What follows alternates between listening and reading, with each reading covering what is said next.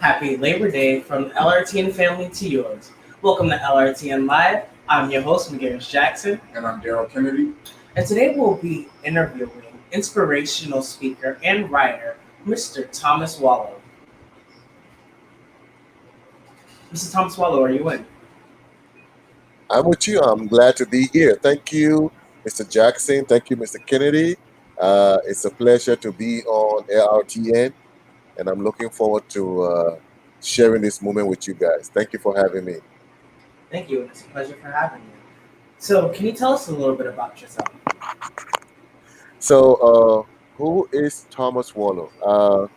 Born in Liberia, uh, went through the civil crisis, had some young adults growing up in education in Ghana, and then moved over to the United States in 2005.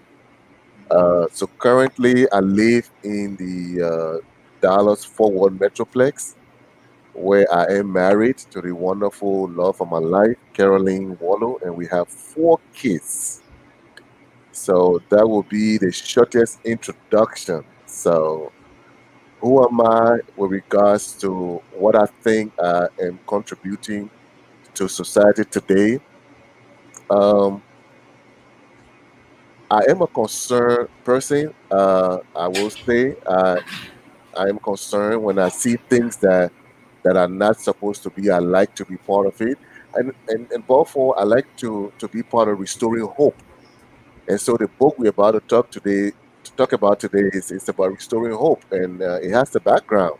So we will go into that. But professionally, currently, I work with the county here, the county health team. I'm one of the epidemiologists. I study social injustice, and I also did public health.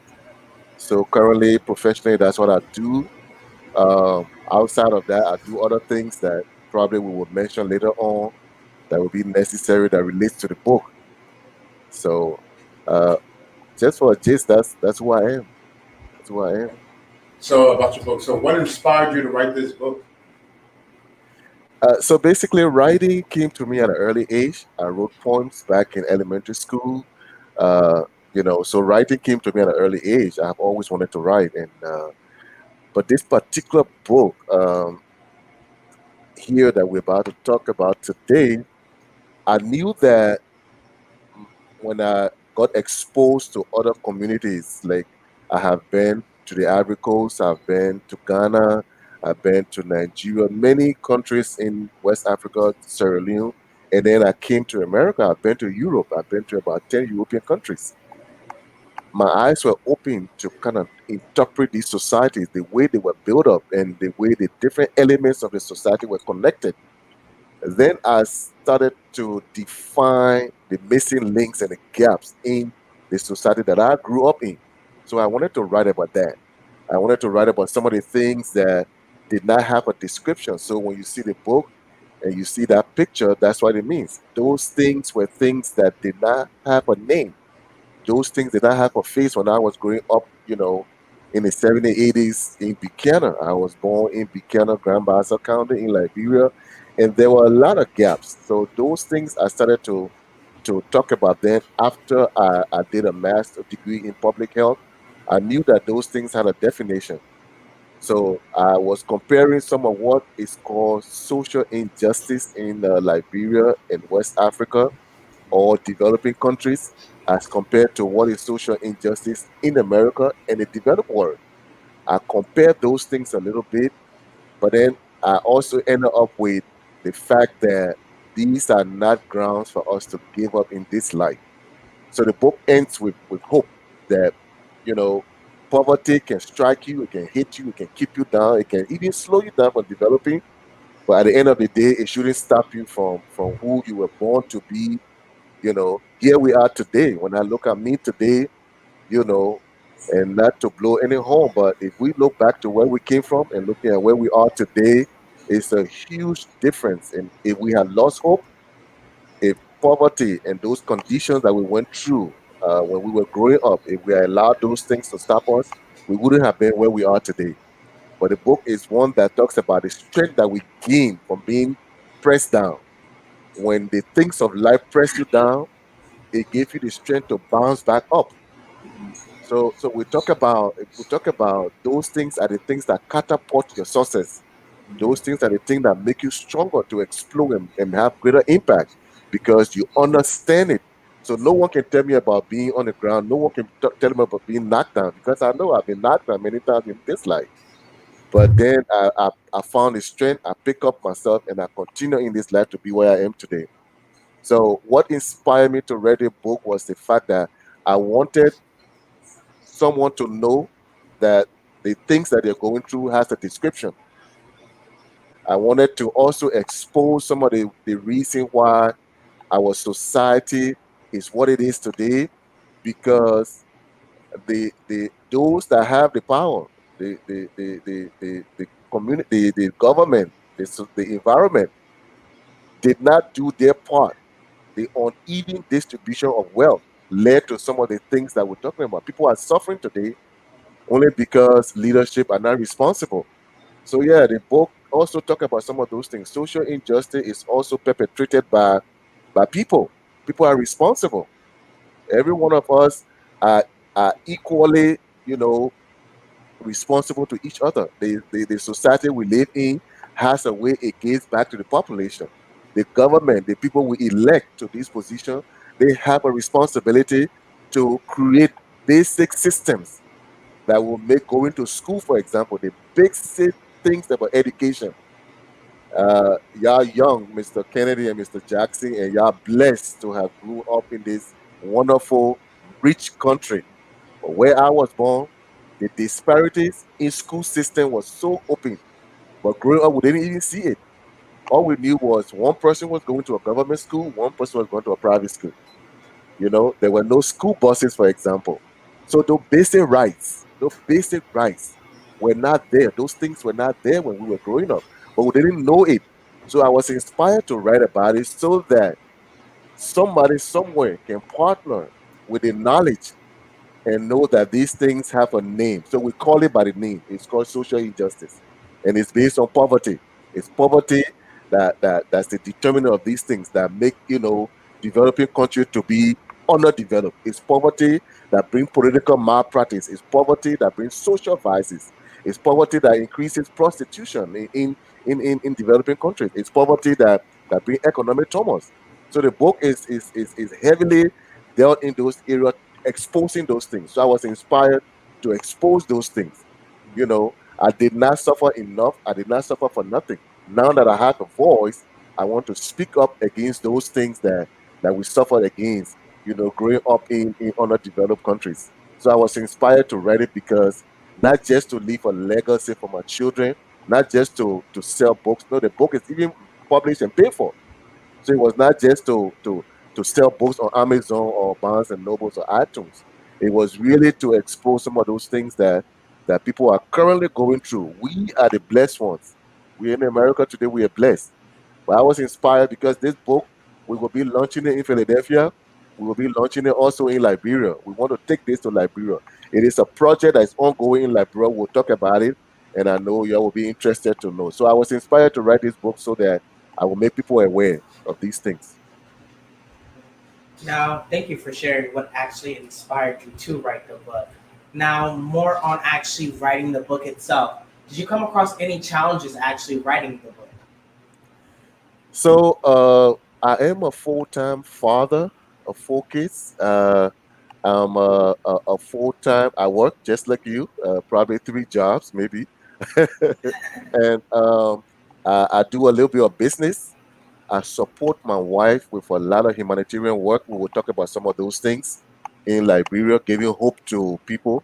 My wife and I, we are both in healthcare, so we're heavily involved in programs working in West Africa in different projects. Uh, I am currently I'm a part-time minister. I'm also called to the gospel. So when I was writing this book, I was full-time on the pulpit at the time. So yeah, the time to write it was the first challenge. The time to put the thoughts on paper was the first challenge that you had. Writing is by inspiration. You get the moment you have to put it on paper. Let me let you know, since you asked about the challenges, this book was edited by me. I edited it myself. So yeah, the time to put into it was my wife was the one pushing me, inspiring me, and every time she'll be like, "What chapter are you on now?" I'm like, no, it don't work like that. When you're writing book, you write chapter 10 and you come and write chapter 2, you go and finish chapter 7, you got piece to add to chapter 1, and you're all over the place until you put all of the pieces together and it becomes a book. So the challenge at the time to write a book for me in this, multiple capacities was the time.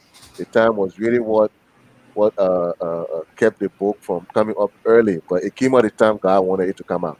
So time was a factor. So let's switch gears a little bit. So rape is a form of social injustice, and right now rape is a big topic in Liberia. Can you explain the correlation between rape and the violation of innocence? So there are two different things. I will address the issue. Like I said earlier, the issue ongoing in Liberia. I will speak to that because uh, no one. Uh, I got three girls. They have the right to grow up and be the women they want to be. Taking away, you know, someone's purity when they they're not ready, especially, and then on top of that, I would say no man is man enough that will want to invade a woman's or anyone's privacy without their consent. So it is 101% unacceptable. Uh, Before I even talk about a rape, I do it very carefully. The instances of these things happening in that country is based on the fact that the judiciary system is messed up. One. Two, I have worked the region, I have worked Liberia and Sierra Leone enough to understand, like I said in my introduction, poverty. We got babies having babies in Liberia. It's only because of poverty. So the children are not being parented, the children are not being cared for. And so it's not an excuse, it is the reason why people are taking advantage of these situations. Okay? Some of these people that are raping, most of these cases are familiar faces. They're familiar faces. It's not a stranger coming from Morocco to come and rape someone. So rape is a smell, it is a scar that's on our society. It tells you how low the society is going. It tells you where you are. These are some of the elements of measurement of development. You see rape on the increase in a country, you know that the judiciary system is not working. Parenting society is not even addressing these issues. Okay, you know, if you were growing up in a society where it was a vice, it was forbidding, everyone frowned on it. There was education from the school to the Palava hut to honor the elders. They stand against these things, and then everybody knew what to do against this vice, this social vice, destroying these young girls. Then you understand that we can all hold ourselves accountable. So When let I me was let growing me up, backtrack real quick. So why do you uh-huh, think that we don't? Why is it not a social norm to you know discourage against rape and to point fingers to those who do it and shame the people who are doing it instead of the opposite way, instead of us blaming the victim? Why is it not normalized to do as you say? because I will take it back. The immediate cause right now is the lack of the implementation of the laws that are in place. Like people got laws, the laws are there, they are not being implemented. The gross neglect for implementing the laws is what is going on. But let's give you a little background. Let's put it into perspective. It didn't start today. So it's deeply rooted in the fact that over the years, for example, there is a huge gap in education in our country right now. A huge gap. The awareness against rape starts from different angles. It starts from the home, it goes to the school, the walls of the classroom. Okay, so you can tell that there is a breakdown of the level of civility in our country. Okay, the level of civility has reduced so much so that Civilians don't even have a voice. They don't even, what can I say? Everything in Liberia right now is about government. It's about politics. You understand?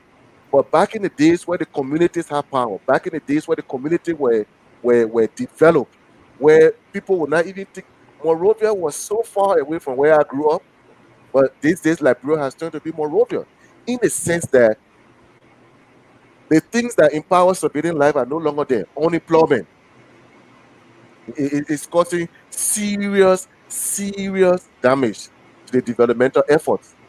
Okay, why is it not to the point where it's called out? Because one, if I am here and my level of integrity is low, based on my low level of education, definitely then you can tell that I don't have what it takes. I don't have what it takes to be able to interpret integrity. So the level of integrity in the country has gone down low because of the education system. It's also gone down low. Now, let me make a point. Someone will say that there is evidence that educated people have also been raping. Well, to that part is also based on the fact that the society, if the society was frowning on these things and the law was being implemented and there are examples, the way we read about other things in the newspaper every day, if we're reading that rape victims were going to jail or they were being punished and that the community knew that indeed we have mechanism in place. The police is in place. We have surveillance in place. We have school system that got counselors that talk to these children that it is wrong, wrong, wrong. 40% of victims, excuse me, 40% of victims get to realize that this thing is wrong after the crime is committed. Can you imagine that? After the crime is committed, because there is a gap in the education system, there is a gap in our judiciary system, there is a gap in the level of civility. We are not where we need to be. Civilized to where you have the integrity to know that, yes, indeed, this thing is wrong. So no, So, Mr. yeah, that is why it is a smear. That is why we are not calling it what it is. That is why it doesn't have a voice. Okay? But that is just one little separate thing. This book is not about rape. The book is about looking at social injustice as a concept. Okay, I think Ray was only mentioned only one time in his book. Basically, the book talk about why are the different levels of society not responding to the human rights the way it's supposed to respond. That's what the book is about. The book questions why are we so poor and we remain poor for so long. The book questions, it talks about us growing up from the family as a unit, its contribution to social injustice. The community we live in, the town and villages we live in, that contributing to social injustice. The environment, city council, the court system in the towns, the police, then it goes to the higher level. The government that's responsible to set up basic structures that every child in Liberia, for example, Mr. Jackson, Mr. Kennedy, if you got kids, they go to school. When they go to school in the morning, they jump on the school bus. When I take my kids to the school bus in the morning, they don't tell you whether Mr. Johnson children, Mr. Jackson, the senator children on that bus. It's everyone who goes to that school jumps on the bus. These structures were not even there. These are basic rights that people should have the right to. Okay? Electricity in our country, it is a problem. Some of the things you're talking here is because the country is dark. So you're saying poverty, miseducation, and a lack of social norms and social structure is the problem. Are some of the problems that's going into this issue of rape. Absolutely. Now, Absolutely. now, Mr. Absolutely. Wall, I would like to ask, what advice do you have for, let's say, I would like to use the term a double minority, those who have more than one social, I wouldn't say injustice, but have more than one social aspect of life that is faced towards them. What advice would you give to that individual who faces such social injustice in different sectors? Look, I am, I think, in a position today as one person, given my background, I have I raised 4 kids. My wife and I, we are affecting the healthcare system in Liberia in a very positive way, and we'll come to some of those things right now. Given where I came from, I tell anyone today, I was born in a ghetto. You walk in my house today, you won't see no ghetto. My children don't know ghetto. You walk in my office today, all you see is corporate America. This guy is doing great. Okay, but but if I'm not saying you go through those things for a reason, I'm saying that if you have two balloons and you put and you inflict one this big and one is not inflicted much, the one that is inflicted really big, when you bust it, it has more noise and impact. I'm saying that to say that you cannot say the elements, the instances of injustice should keep you from achieving what, I don't want to sound religious, but we were all born for a reason. You have a destiny. Okay, so this is so you were born this day and you will die this day. The in between here, you can't allow the in between to stop you from reaching to the destiny. You got to get to where you need to get to. So it could be that what is pressing you down is making you to build muscles to be able to fight what is ahead of you, which has been prepared for you. There is a light ahead of you. Everyone who's going through instances of injustice, I tell you, do not lose hope. Read chapter 8, 9, 10 of this book. Read chapter. There is beauty in this life. It just depends where you look. Okay? Hello?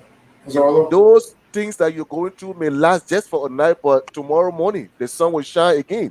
So I'm just telling anyone that is a victim that you have the rest of your life. If you are 40 years old, God could bless you with another 50, 60 years. Don't let the ills of the first half of that life stop you from achieving the beauty of what in the future. So those that may not be in a position to have achieved a good growing up, I did not have the fabulous, fantastic, you know, youthful life growing up. No, I did not have ice cream. I did not have a father hugging me every day, kissing me, and no. I struggled through the poverty. I struggled through, you know, early exposure to gambling, early exposure to the vices that we're talking about, things that a child had no business to be. This is a perfect place to put a pin, so although we'll be right back, we have to take a quick commercial break. We'll be right back. But please hold that thought when we be back to as soon as we come back from the break. Don't go Thank anywhere, you. guys. We'll be right back with more of Mr. Wallow. Thank you.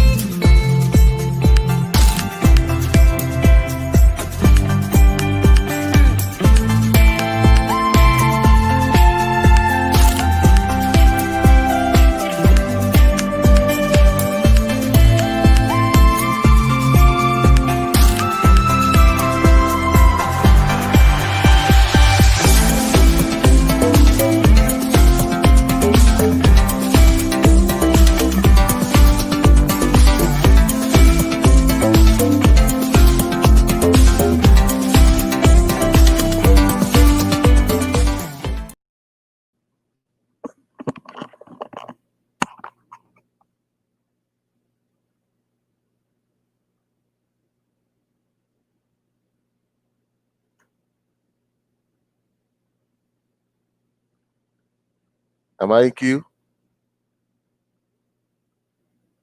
Okay, okay.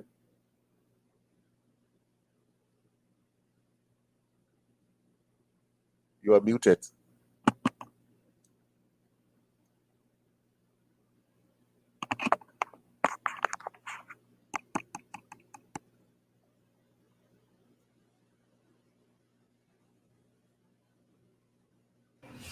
Doing great, Mr. Thompson. Now I got audio.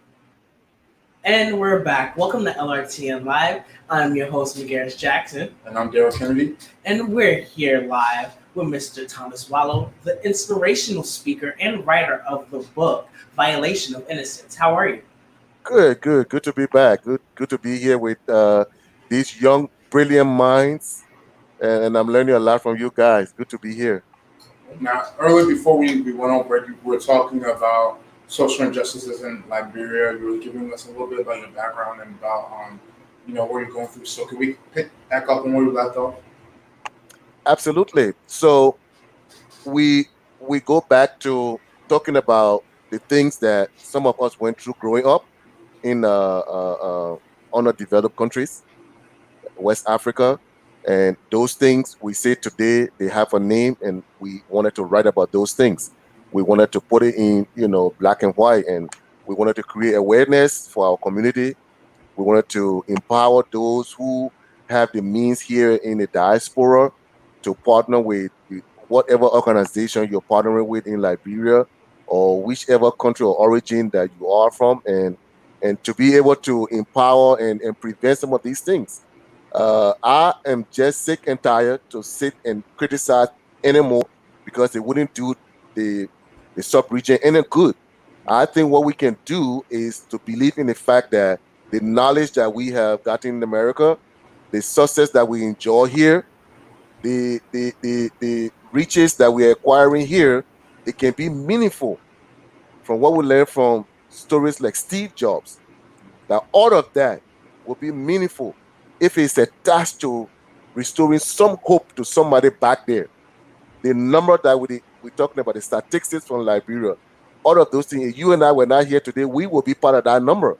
We will be some of the victims they're talking about. So that's why it's been my lifetime dream with me and my wife to be able to impact the community by sharing this knowledge with them, by also sharing the wealth with them. So talking and writing this book, it enacted a project, and that's what I wanted to go into next. One of the things in Liberia right now that's totally lacking is healthcare. Mm. Is healthcare. Yeah, so you mentioned that you and your wife are both very heavily involved in healthcare. You've been talking about a lot about how you guys are involved in Liberia. So exactly how do you take your knowledge of healthcare and implement it in your fight against social injustices in Liberia and in the Western African countries? So the sub region is built up such that what you and I know to be healthcare in the developed world is almost non-existent in that part of the world. In the sense that what people are doing there is not even much of primary care, which means prevent preventative healthcare. That is, you see your own, doctor once 3 months, he do some tests, he prevent whatever will happen in 6 months. People wait and get stroke, people wait and get heart attack before they rush to the hospital. That's already tertiary healthcare. So the primary, the secondary, they're not even there. So even the good social behavior that will prevent diseases, that's another thing altogether. Okay. And that's a whole topic about the tradition, and some of those things. That's what brought the sheer wickedness about raping babies, you know, because some of those things are they're heavily rooted into Ignorance. simple, stupid belief. Hmm. Okay. It wouldn't make you no different. Yeah. Like someone said in a campaign I heard the other day, they said that got women that will credit you the sex. So why do you go to rape babies? So, it's wickedness. So basically what my wife and myself did back in 2011, 12, we went to Liberia, we saw the huge gaps. We wanted to help. So we started to partner with those who were willing to work with us, which is another issue altogether, willing to work with us, which means they share the problem with us, and they share the. Using So we value. got in touch with some really wonderful people, and one of those people that has worked with us over the years is Dominic Rennie. He's one of the administrators for one of the hospitals and clinics that we work with. He used to be at Redemption Hospital. Now he's at Pipeline. Basically, we take their needs. Okay, they write down what they want. They give us a list of what they want. We come here, we look for partners. We have been doing education. We have been doing supplies. We were there doing the Ebola. We had a massive drive in the Dallas Forward area, along with the Liberian community here, where we sent containers with supplies at that time in, to ERWA in fighting Ebola. Even recently, as we speak this year, my wife was there in January with another member of the Liberian Nurses Association to take container full with medical equipment. Currently, we work with 26 different health posts and clinics in and around Monrovia. The Liberia healthcare reform has done a great research and they have a document. That document has pinpointed some gaps in the system, things that need to be plugged in there so the system can work like a well-oiled machine. And so those gaps, first of all, they tell you the government is not capable. The government cannot meet the needs of the healthcare system in Liberia. Okay? So what we're doing is basic things starting from helping people who need to get to the hospital to get there. Because it will surprise you that you can build a very good facility depending on where it's sitting. People don't have the means of transportation to even get there. So the problem is tied into everything in a circle. The baseline is what? Poverty. So the children we're talking about that are dying for lack of prenatal care is because the mother has to prioritize the $10 I have. I got 4 kids. She will buy food for them to eat, or she will take a motorbike and go to the hospital. She will prioritize the food over. So what we're trying to do is to increase the access that people have to healthcare. And you ask me what that got to do with the society. Everyone has the right to at least some good life. You got to live before you can even be a politician. You got to have good health. Because I'm telling you, I have had a lot of colleagues, classmates, I have had a lot of friends die from simple preventable diseases in Liberia. Most of the bodies at my age now, God has blessed me with at least 5 decades. At my age now, most of the guys you see, when you go there, they think they're having fun. Bro, just go and find out what you have and take your little one thing and you'll be okay. So the knowledge alone, okay? So for example, one project we launched in some of our clinics is the no pin, the no pin project. What it means is the basic healthcare in Liberia right now is if the clinic or hospital has a means to run some tests, let's say malaria tests, they think the only thing you get from that clinic for that day will be a piece of prescription. So we said, let's launch a project where at least if they come in pain, let them not go back home in pain. So we launched a simple painkiller project where we provide to these 26 clinics ibuprofen and Tylenol. We said 1,000, 100,000 pills, but we have far exceeded that because all it takes for you to give us 10,000 pills will be just about $100, $200.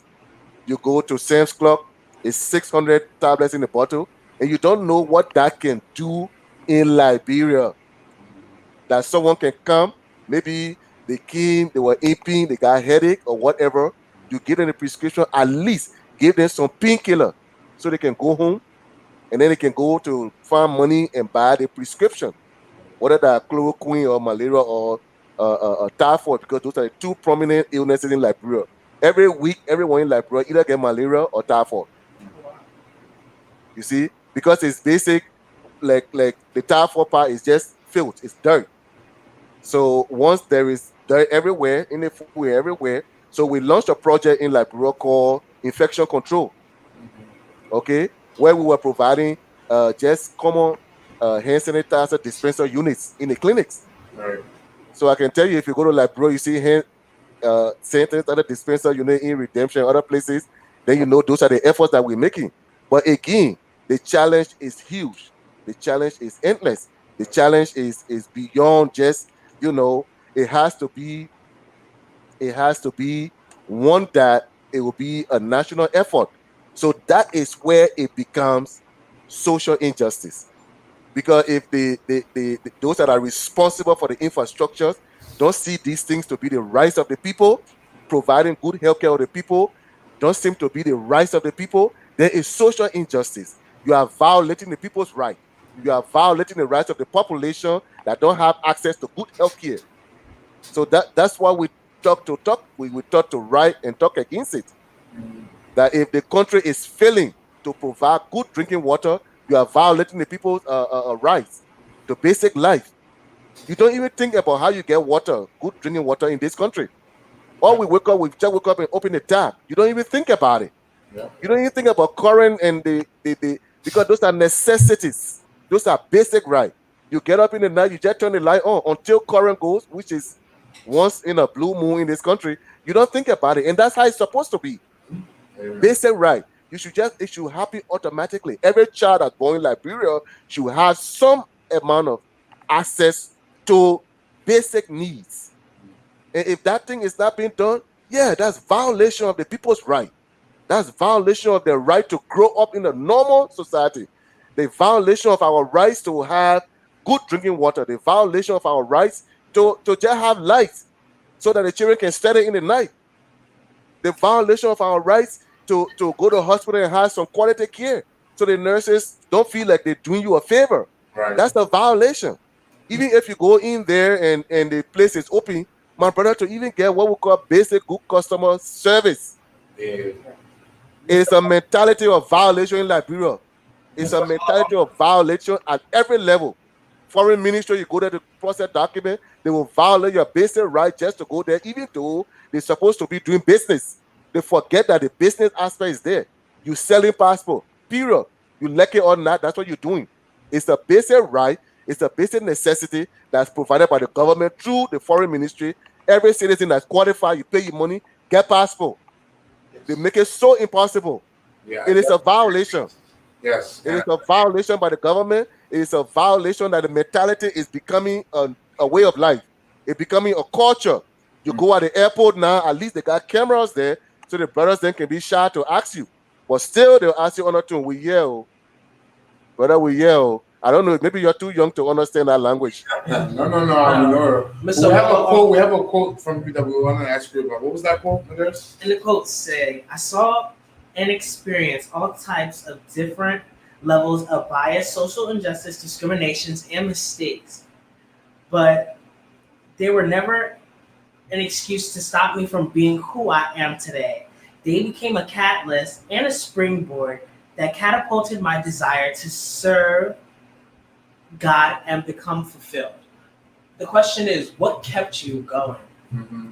That was a very powerful passage. I'm glad you read some part of the book. I'm glad you got that quote. Yeah, we won't say too much. We won't give the whole thing now. Exactly. I knew from the day every child has a purpose.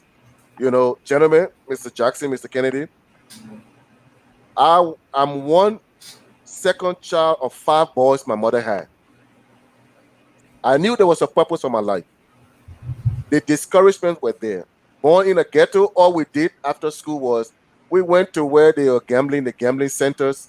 You know, we went to where I shared the same town with one of Liberia's most notorious criminals.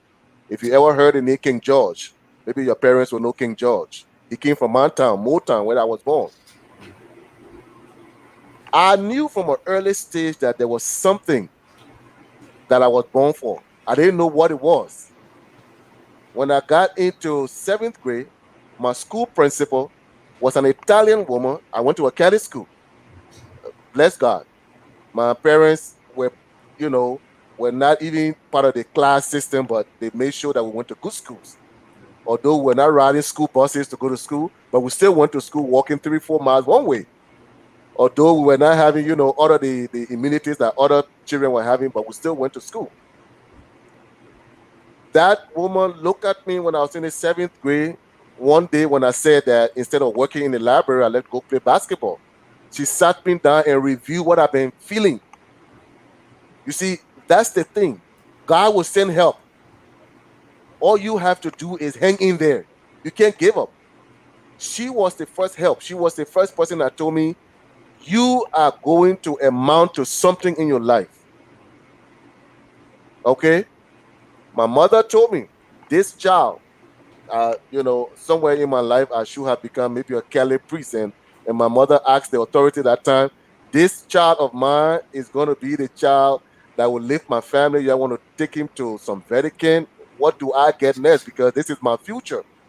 My mother had rang that thing in my ears. So I knew it. It stuck with me. When the war started, everything became bleak. We lost all hope. You didn't even know these Catholic nuns that were promising me the bright future and scholarship, they all left the country. All we could see on a daily basis were bombing. October 1992, Octopus. I sat there and I asked God one night, I said, I thought it was your voice I heard that was so clear that my life was not going to be in the, it's not going to end like this. And the voice came back and said, it's not ended yet, you're still breathing. And from that day, I knew once I was still breathing, I had to push forward. We walked in the bushes, we made it to Yekepa. We walked under the gunfiring, we made it out to Guinea. We didn't have a language and no one could understand us. We walked through the bushes, we made it to Tanane, where we became this big name called refugee. So I said, oh, at least we have some identity, some refugee. Then although it was French speaking, we were still doing our church business at that time. We were singing in the choir, we were doing church business, but the glimpse of hope was still there. Something told me in me that I couldn't let go. As long as I was breathing, there was still hope. I held on to that. We went through and we ended up in Ghana, where I met Mr. Anderson, and we built a very good bond there. And so when we started going to school in Ghana, that hope started to come back. And then we reconnected with all of these dreams, all of these aspirations started coming. The UN came in, all of these people that were promising the Catholic nonsense all came back. They renewed the promises. And then before we knew it, we were on a plane coming to America. What kept me going was the voice that told me, as long as you're breathing, all is not finished. Ain't ended yet. When you fall, it is a means to get strength to wake up. When social injustice knock you down, it is a means for you to bounce back stronger. And that's what kept me going. It kept me going until I started to see the people in my life that told me, look, the fight was worth it. This fight was worth it. You can't give up because one phase of it did not end the way you expected it to end.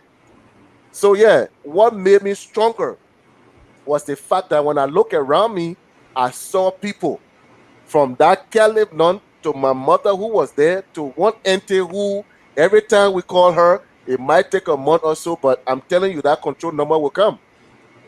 Those things kept me going.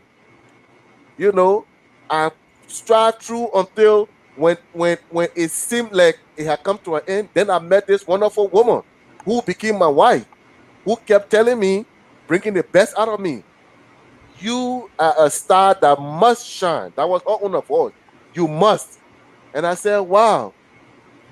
So all of those things growing up back in the dungeon from the ghetto, it meant nothing. Bob Marley said it right. It don't matter where you started from. It don't matter. The only thing that matters there is the fact that you can now compare. You can now look back. You can now stand upon where you started from and say, yes, it has been a journey that's worth it. It's been a journey that's worth every step of it. If you don't go to the gym and you don't get the pins, you will not grow those muscles. Those principles, based on the fact that I knew that God gave me a destiny and I was not willing to let it go. I was not willing to let it go. Nothing would have taken it from me. The fact that my friends were riding cars, I wasn't riding it at the time, didn't mean that I can't have 4 cars in my garage today. The fact that, I did not have access to what my friends had when I was growing up cannot take away the fact that today, if you call my name in Liberia, people wouldn't know who I am in the healthcare system. That I can take a phone and call the health authority in Liberia today. So it is a journey that we are on. It is a journey. Okay? That piece was my personal piece that really touched me. That those things that we describe here, those things that may not look good at the time, are those things that make you stronger. They are the things that when you hold on to this light, at the end of the day, your destiny will come to pass. Amen. So we're about to take another quick break. Stage. We'll come right back. We'll ask a couple more questions. Okay. This has been Well, we're still talking to Mr. Thomas WOAHLOE about his book, um, the Violation Violation of of Innocence. We'll still continue. Be back in a minute.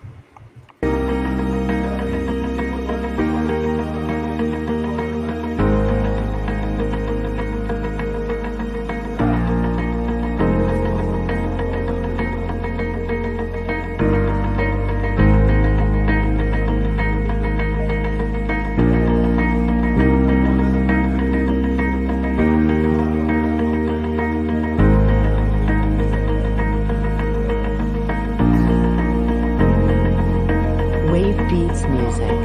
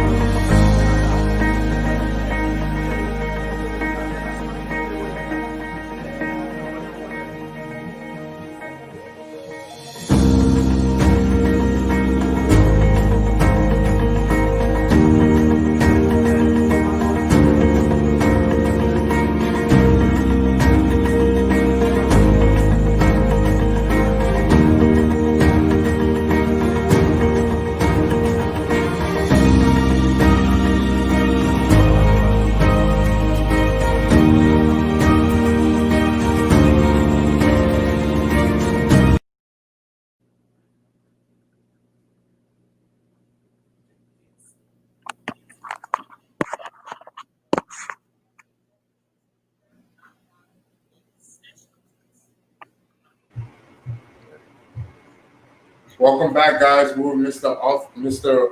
Thomas WOAHLOE, author extraordinaire of The Violation of Innocence. This book is out now. You can find it on Amazon, no Barnes and Nobles, iTunes, and talking right now live from Mr. WOAHLOE. So we have a couple more questions for you. You there? Mr. Ola, how are you? Good. Glad to be here. I feel young today, sitting across here virtually from two young men. I feel just like y'all. You know, we Liberians, we age well, so Very well. So before our interview comes to a close, we have two more questions for you. Your first Okay. question I would like to ask you is, you spoke about your projects that you're doing abroad in Liberia. How can the Lrtn family help you in furthering those projects? So I have been following your network for a while, and you have a huge platform. Definitely, we we have considered having an educational part of what we do. Uh, we have held back over the years. We have been approached many times by news agencies in Liberia to start something.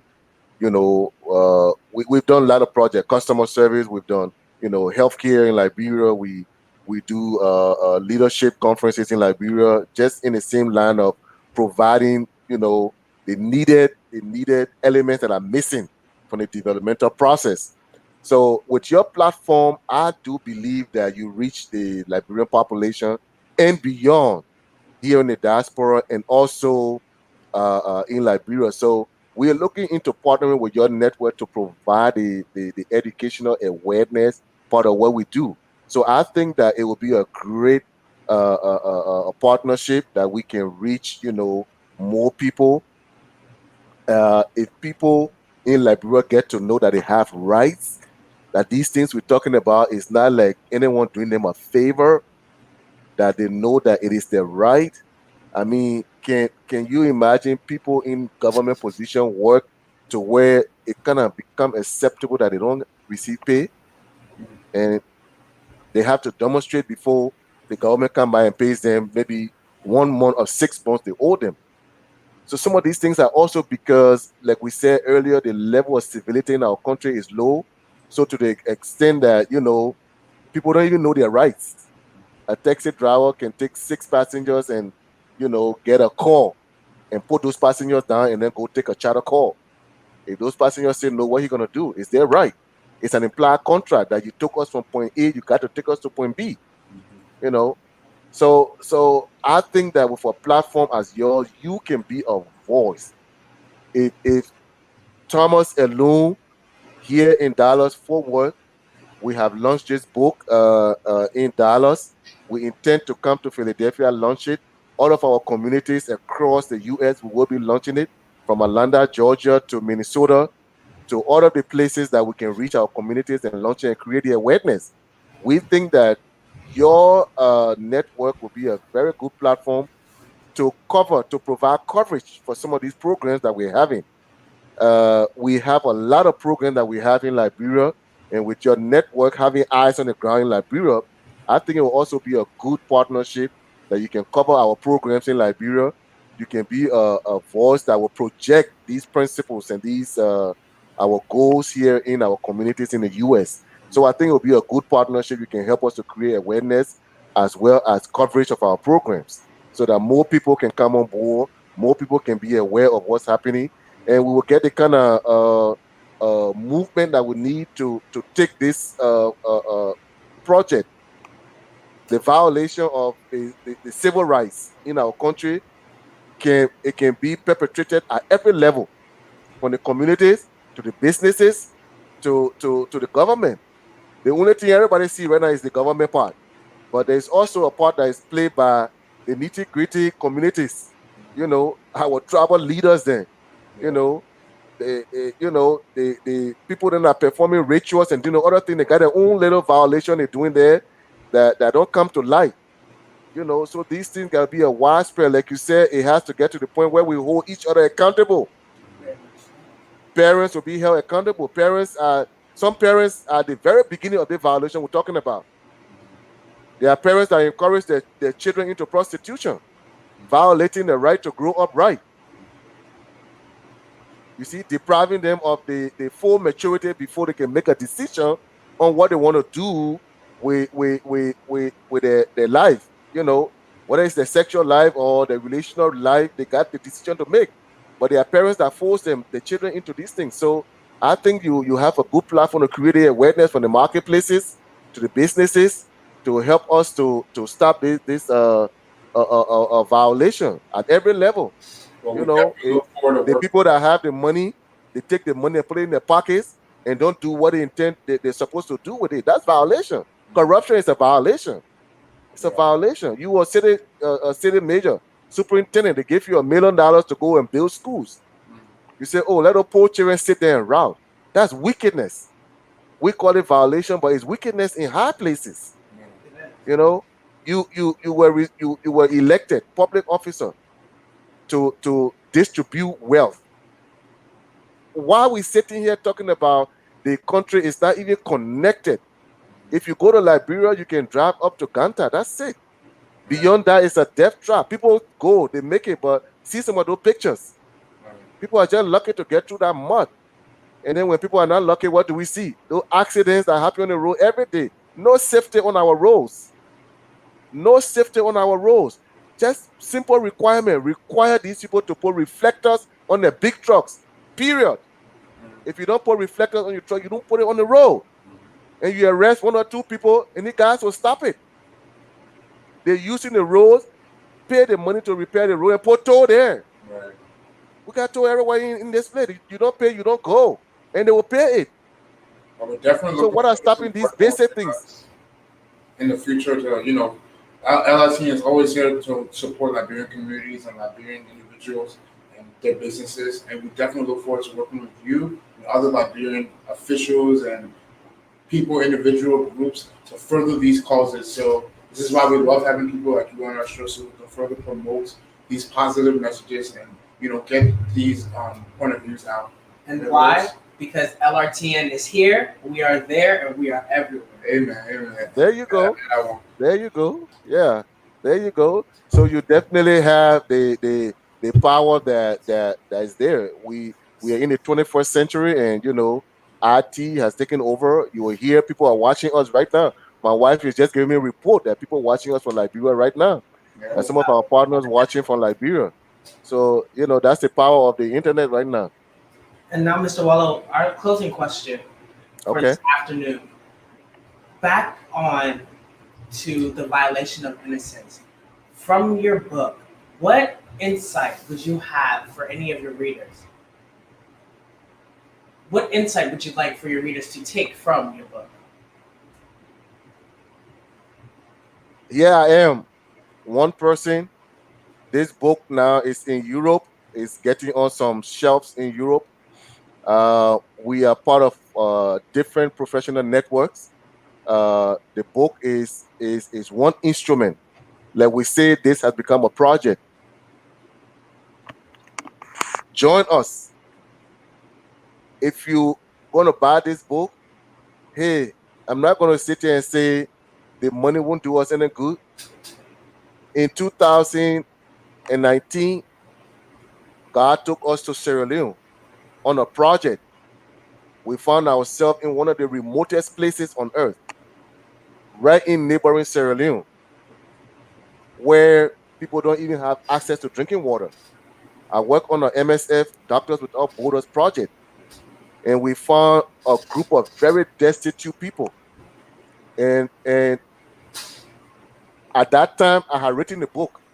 The book had been edited. It was being published. It was with the publishers. And it just seemed as if to say, I wrote this book for that village I was in. Because everything we describe in this book was happening in this village. People were destitute, did not have simple amenities, simple basic rights to live. It was like a, it was like, it was like a favor to live. It was like if the government ever came to do anything in this town, it was like they were doing them a favor. The authorities in the town felt like whatever they had to do for anybody was like a favor. Instead of being responsible to the population, it was like a favor. Why am I saying this? We started a project in our town today to bring hope to children who were destitute. We started a playground. We're building a facility. I sent some of the pictures to Mr. Anderson. We started a little multi-purpose facility where we can just bring some hope and things to children. Just every Saturday they have some food to eat, and they can also have a playground to play, so they can experience normal life. That's the basic right. Our children in America have access to normal life, basic things like this. They got it so much that it even become a violation too, because our children here, they get it too much that they don't even have limits. So everyone who come in contact with this book, just like I believed 40 plus years ago in my life that there could be something that I could come in touch with that would save people's life. If you get in touch with this book, it is an extension of that dream, that you can grab anything from this book and run with it. That your life on this earth, I say it because I am inspired by people like Steve Harvey. Yeah. I mentioned Steve Harvey in my book because he tells his story, where he started from. Here I got a similar story, where he started from and where he is today. One of my greatest mentors too in my own walk with God is Bishop T.D. Jakes. Bishop T.D. Jakes will tell you his story, where he started from. If T.D. Jakes had lost hope, see today the tens and hundreds of thousands of people who are benefiting from him not losing hope. And that's why it's important not to lose hope, because you don't know who on the future and destiny today is tied to your destiny. So when you lose hope, there's a whole generation that going to lose hope. Yeah. Everyone that purchased this book, every dime from this book is going to project. It's going to support the healthcare system programs we have in Liberia, as well as the children program we have both in Liberia and in Sierra Leone. Every penny from this book is going to support and bring hope to somebody there in Africa. So if you come in contact with this book, if you whether it's the material you're reading, let it enlighten some fire in you. Let it make that thing to grow in you, to want to bring hope to somebody. If you're going to buy this book, it is on Amazon. You can put up my name, or you can put Violation of Innocence, and let it, every proceeds from the book is going to support our projects. And these projects are bringing hope. If we had time when we come to Philadelphia to launch the book, we will have time to share a lot more of these things that we're talking about. I see we're out of time. We got 12 seconds here, but hey, bring hope to somebody. Let your life so touch somebody along the way in this life, and then you will know your life was meaningful. Yeah, Thank you so much for the time. before you go, we definitely would love to have you back on. Thank you so much. We would love to have you back on and maybe take some questions from the guests or on the phone calls. But we could connect you guys to talk about it. Right now, you on the screen, you'll see his book, Violation of Innocence by Mr. Thomas WOAHLOE. Please go out. You can buy it. You can buy it at Amazon. You can buy it at Barnes and Noble, iTunes. And again, this has been Lrtn presents a live interview with. And you can follow us on Facebook or YouTube. Please give us a like and share. Again, on Facebook and YouTube. And this has been Lrtn Live. Please come back for another. Next week, we'll have another guest on. We'll be doing another live session here on Lrtn Live. See you guys. I'm Derek and this. And I'm Gareth Jackson.